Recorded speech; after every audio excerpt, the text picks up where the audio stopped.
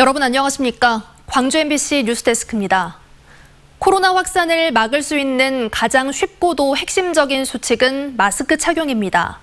광주 지역의 코로나 확산 경로를 보더라도 마스크를 잘 쓴 곳과 그렇지 않은 곳의 차이가 뚜렷한 것으로 나타났습니다. 보도에 남공욱 기자입니다. 10명이 넘는 확진자가 나온 광주 고시학원. 강사와 수강생 모두 마스크를 제대로 쓰지 않았다가 확진자가 속출했습니다. 반면 같은 건물에 있는 또 다른 고시학원에선 아직까지 한 명의 확진자도 나오지 않았습니다. 평상시 마스크 착용과 거리 두기 등 보건당국이 알려준 방역 수칙을 철저히 지켰기 때문입니다. 수업 시간에 마스크 착용 안 하면 못 들어가겠죠. 선생님들이 통제하고 엑스라고 말했고요. 새로운 아이디어를 내가지고 그런 건 없고 지침 내려온 대로만 했죠. 실제로 광주의 코로나 확산 경로를 보면 마스크를 쓴 곳과 안 쓴 곳의 차이는 뚜렷합니다. 마스크를 제대로 착용하지 않았던 일곡중앙교회와 금양 오피스텔, 광주 사랑교회 등에선 확진자가 속출한 반면 확진자가 입원했던 조선대병원과 확진된 어린이들이 다닌 다솜 어린이집 등에선 추가 확진자가 발생하지 않았는데 모두 마스크 착용이 잘 지켜진 곳들이었습니다.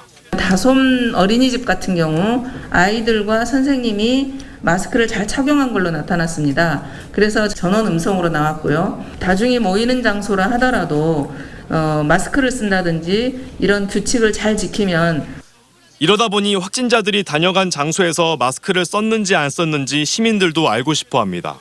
스쳐 지나갈 때 혹시나 만약에 이제 닿았을 수도 있고 또 닿지 않더라도 근처에 있으면 불안감이 큰데 공개하면 긍정적인 효과가.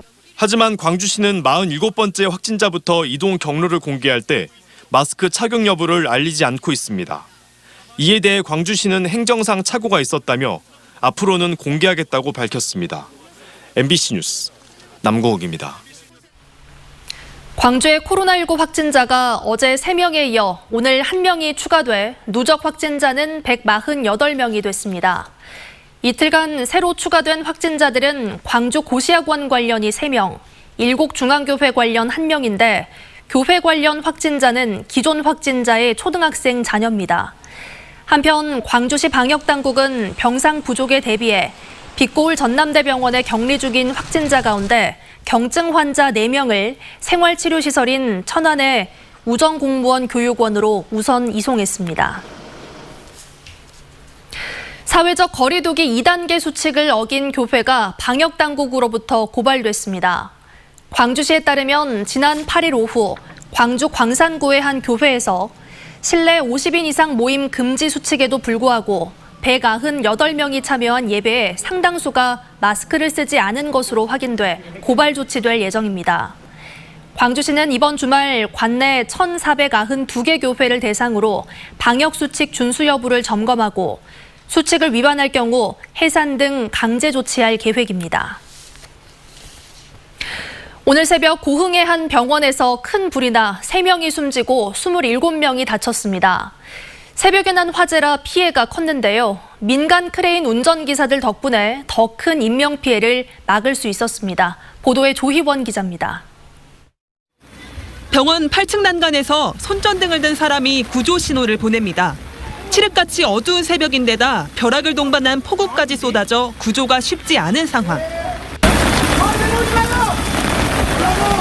엄마 지금 떨어지겠다. 난간 바로 옆에 붙은 사다리차 위치를 조정하는 목소리엔 긴장감이 묻어나고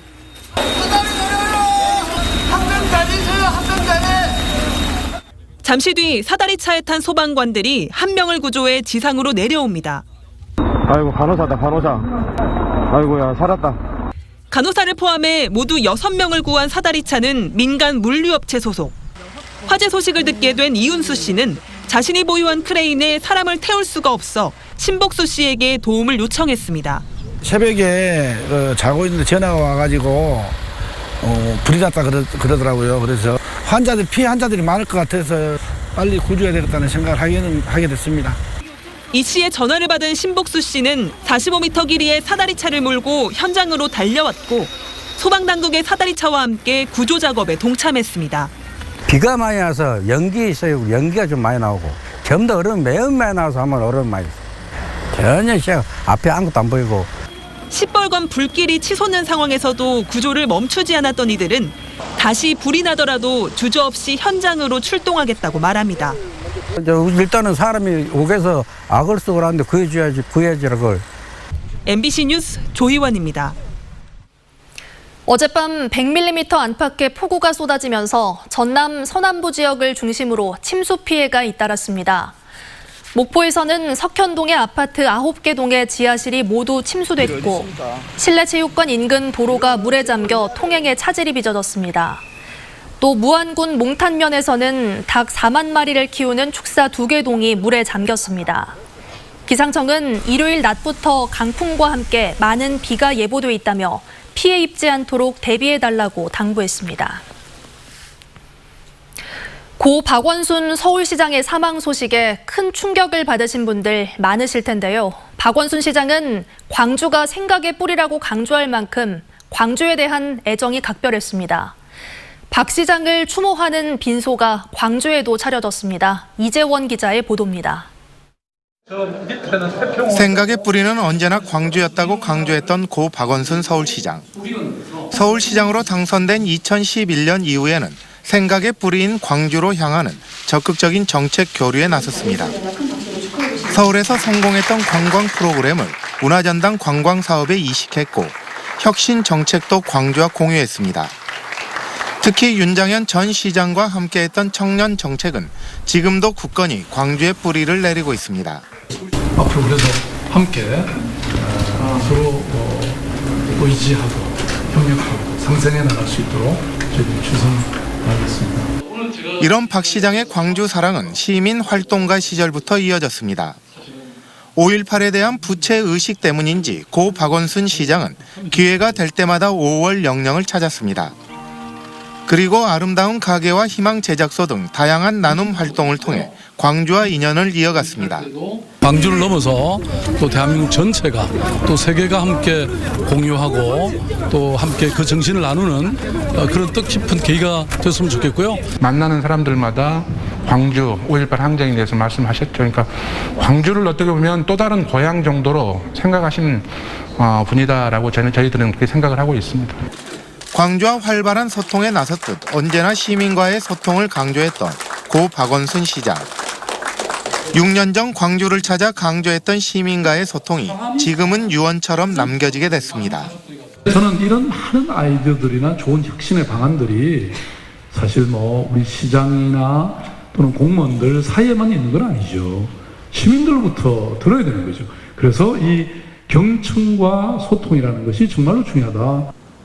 고 박원순 시장을 추모하는 광주 분향소는 YMCA에 차려져 발인 전까지 추모객을 받을 예정입니다. 김영록 전남지사도 SNS를 통해 시민운동의 씨앗을 뿌린 탁월한 인권 변호사였다며 고 박원순 서울시장을 추모했습니다. MBC 뉴스 이재원입니다.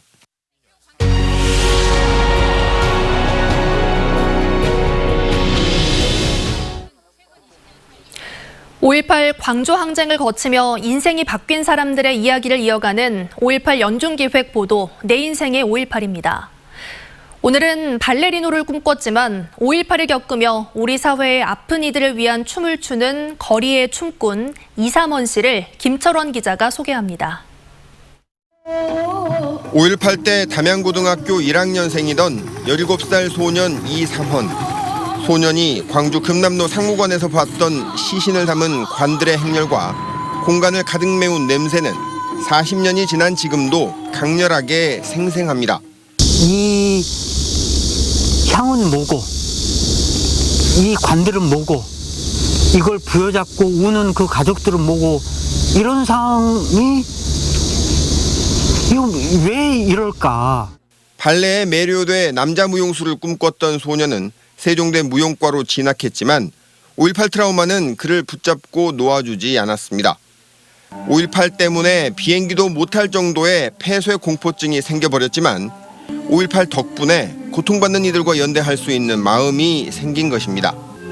2002년 미군 장갑차에 숨진 여중생 사건은 물론 세월호 참사 등 우리 사회의 아픈 이들을 찾아가 춤을 통해 그들을 위로하기 시작했습니다.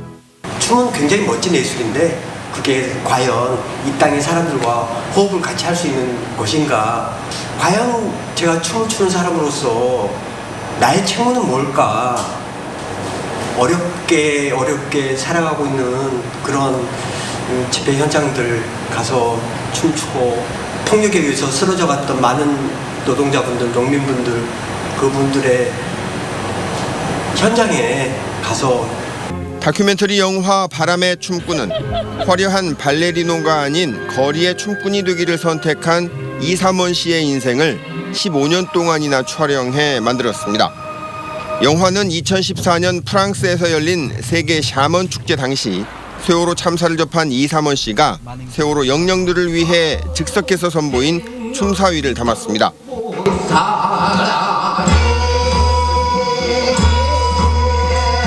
춤이 다 끝난 뒤에도 객석의 어느 누구도 박수를 치지 않습니다. 5.18로 인해 춤꾼으로서의 인생 항로가 바뀐 이삼원 씨. 돈 한 푼 안 되는 예술이지만 앞으로도 사람들을 춤으로 위로해 나갈 것을 다짐합니다. 제가 정말 미약하고 보잘것없는 몸짓이지만 손톱만큼의 위로가 된다면 그렇게라도 해야 되는 게 춤꾼으로서의 사명? 그렇게 생각하고 그렇고 지내고 있답니다.